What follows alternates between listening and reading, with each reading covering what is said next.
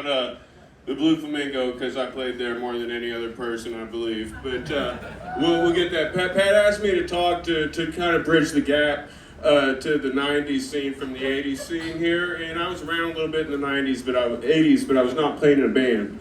So to put y'all in the right mood, I brought my edgiest t-shirt from the 90s. Let's see. This became like low rotation pajamas somewhere around September 2001, I believe. But anyway, so my first show was at the Cavity. The Cavity was this club. It was open by '91, and it wasn't even a club. It was just a Cavity. It was a BYOB space, and it was about to close after about a month because it had no business plan. And then Dave Herman approached my brother John Paul, and John Paul lent Dave Herman $500 to keep the Cavity open. And I told him honestly, like, I said, don't do it. That place is going to be open for like 2 weeks, right? Because they said you can have a lifetime membership. You can always get in free, like. For $500, it wasn't even a loan. It was like, you're the only lifetime member of the Cavity. And I looked just like my brother, so I got in free. And the thing is that I probably wouldn't have ever had a band because I thought I wasn't good enough. But going with a backpack full of Lone Star, like 4 or 5 nights a week, I saw so many people play that I could play better than, that I was like, oh my God, I have to start a band, you know? So anyway, Cavity closed. I played one show there. We were so edgy. It was so 90s. My band was called Disease is Punishment. That is fucking edgy, right? We got that from a Devo video. Anyway, so we played with this 23-piece Subgenius orchestra, and we had a problem with this band. We sucked so bad.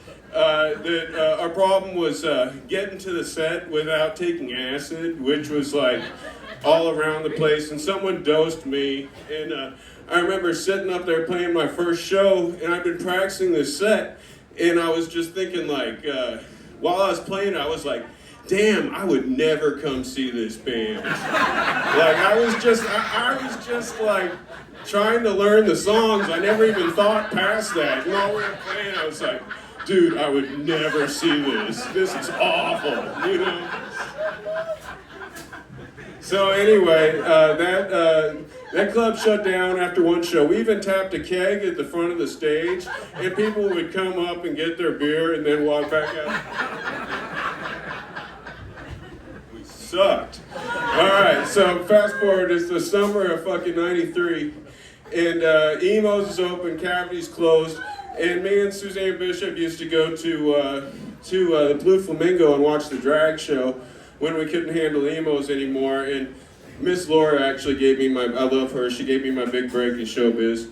And she used to do a drag show, and at the end she would come up and sing Respect. And Suzanne was like, hey, you ought to get her to let your band play here.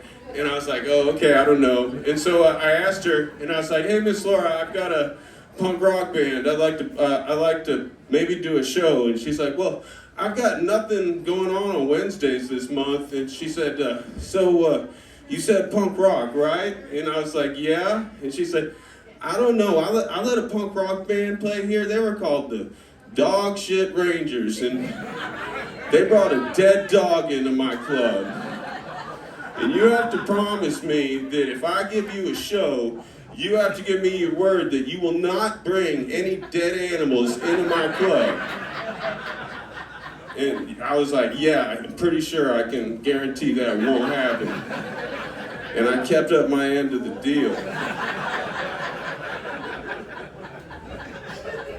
So anyway, we sucked, and we played, this is my band before the Motards. We played every Monday or Wednesday, the August of '93, and the only two people who came, it was an accomplishment when someone came back to see us a second time, and it only happened once. And it was Dave Head from the Motards came with his date, Amy, who I wound up getting married to and having a kid with. And But yeah, they were our only fans. I guess if you call fans someone who's seen a band twice, you know.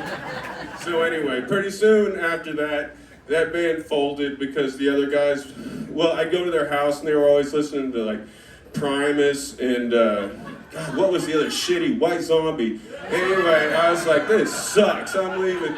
And so we started the Motards, and that was where I could get a show.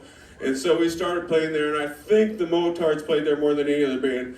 But the 4 shows I did before that, I think, make me the person who played there more than any other person. But anyway, so I want to really shout out there to Miss Laura. I love her to death, and I'd like to see her around more often. And thanks y'all a lot. Thanks for bearing with me.